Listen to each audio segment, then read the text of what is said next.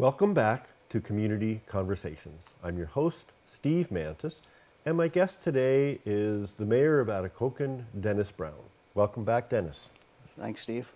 So we're 1980, kind of looking at kind of a historical view here in Atikokan.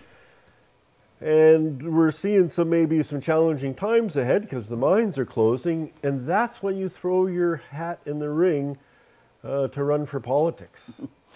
Yeah, I knew it would be a challenge, and but as I said, I was interested, and I thought it was time to to try to help the community in any way I could, and being in politics is certainly one way to do it.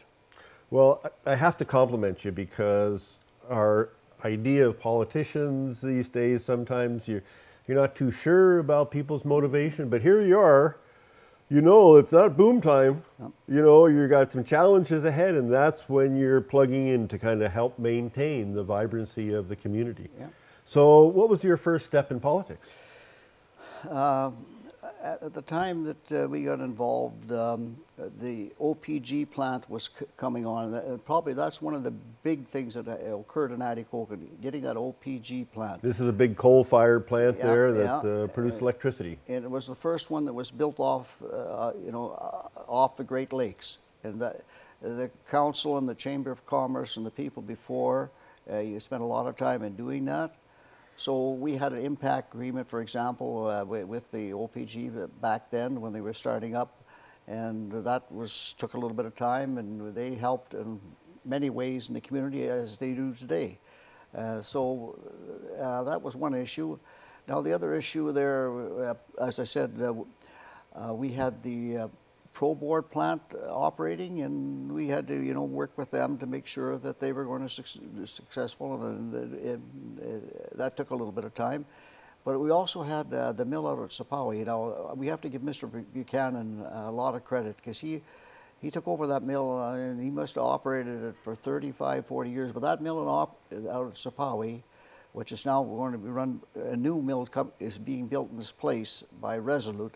But the mill that was there started in 1945, and it ran right every year until 2008. And then the market was just such that there was a downturn in the forest industry in 2008, and it closed down. And that was making construction lumber, was it? 2x4s and that's range right. of... Yeah, and that provided, 225 jobs there at the height of the operation of the mill. Plus, more in the harvesting and the hauling of the wood and so on. So that's huge for Atikokan. And like I said, today, fortunately, it closed down in 2008.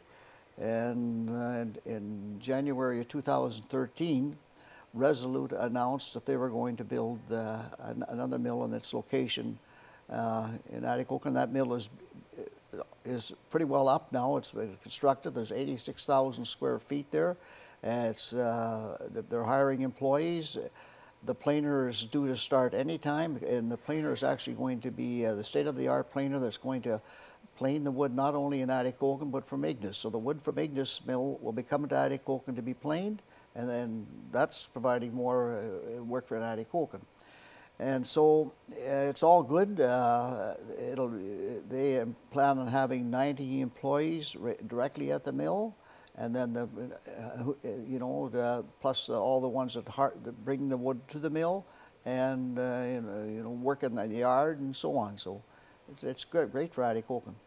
So, in a way, your big challenges were loss of all these jobs at the mines.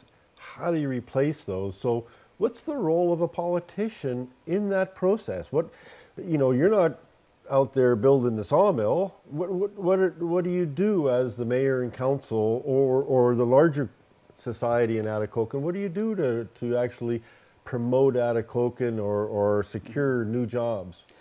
Well, one of the other things that occurred as the mines were closing is that Atikokan was fortunate enough to open up an economic development office. In 1978, we hired the first economic development officer in Atikokan, Brian Ross, and he served the community well for those years. And councils over the years have always, since Brian was there, have always placed economic development as the #1 pillar in the strategic plan.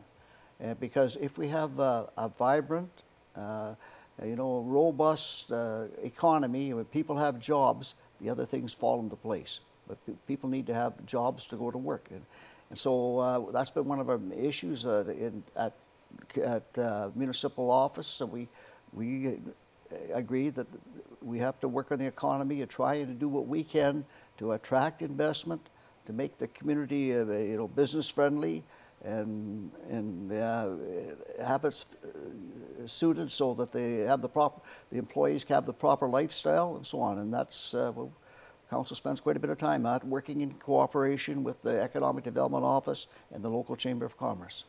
So some of the things you talked about, okay, the lifestyle. So you'd mentioned, the golf course and the curling rink and the community center. So those kind of were in place so that people outside of work have activities that they can do and meet with their friends and neighbors. Mm-hmm.